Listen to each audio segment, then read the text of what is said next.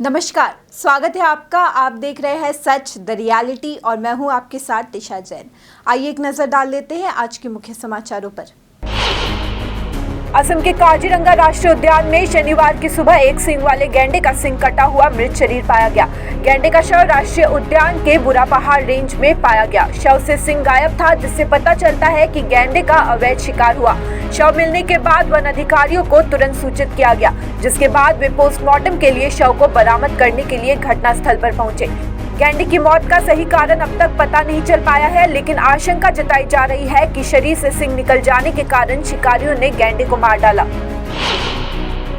शत्रुघ्न सिन्हा ने दावा किया कि INDI गठबंधन समाजवादी पार्टी के अखिलेश यादव, राष्ट्रीय जनता दल के तेजस्वी यादव जैसे मजबूत नेताओं और गठबंधन के कई अन्य नेताओं के साथ फिल्टर कॉफी की तरह है।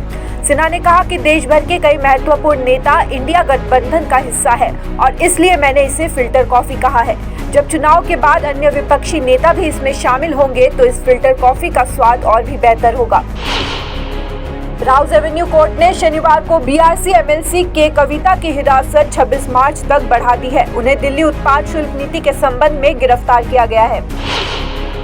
हिमाचल प्रदेश में कांग्रेस के 6 अयोग्य विधायकों ने भाजपा का हाथ थाम लिया है। सुधीर शर्मा, रवि ठाकुर, इंद्रदत्त लखनपाल, देवेंद्र भुट्टो, राजेंद्र राणा और चैतन्य शर्मा हिमाचल प्रदेश बीजेपी अध्यक्ष राजीव बिंदल और केंद्रीय मंत्री अनुराग ठाकुर की मौजूदगी में बीजेपी में शामिल हुए। वहीं 3 निर्दलीय विधायक भी भाजपा में शामिल हो गए हैं।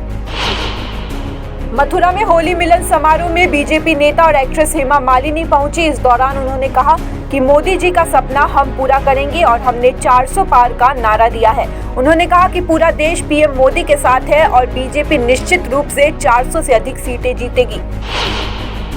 वडोदरा लोकसभा सीट से बीजेपी उम्मीदवार रंजनबेन भट्ट ने ऐलान किया है कि वह लोकसभा चुनाव नहीं लड़ेंगी। उन्होंने सोशल मीडिया के जरिए पोस्ट कर इस बात की जानकारी दी है। रंजन भट्ट ने निजी कारणों से चुनाव नहीं लड़ने का ऐलान किया है, जिन्हें पार्टी ने लगातार तीसरी बार टिकट दिया था। यूट्यूबर और बिग बॉस OTT 2 के विजेता एल्विश यादव को गुरुग्राम की एक अदालत ने यूट्यूबर मैक्सटर्न उर्फ सागर के साथ मारपीट के मामले में जमानत दे दी है। एल्विश यादव को 50,000 के बॉन्ड पर जमानत मिली है। गुरुग्राम में उनके खिलाफ यूट्यूबर सागर ठाकुर से मारपीट का मामला दर्ज किया गया था। इससे पहले एल्विश यादव को नोएडा कोर्ट से सांपों के जहर की तस्करी मामले में भी शुक्रवार को जमानत दी गई थी।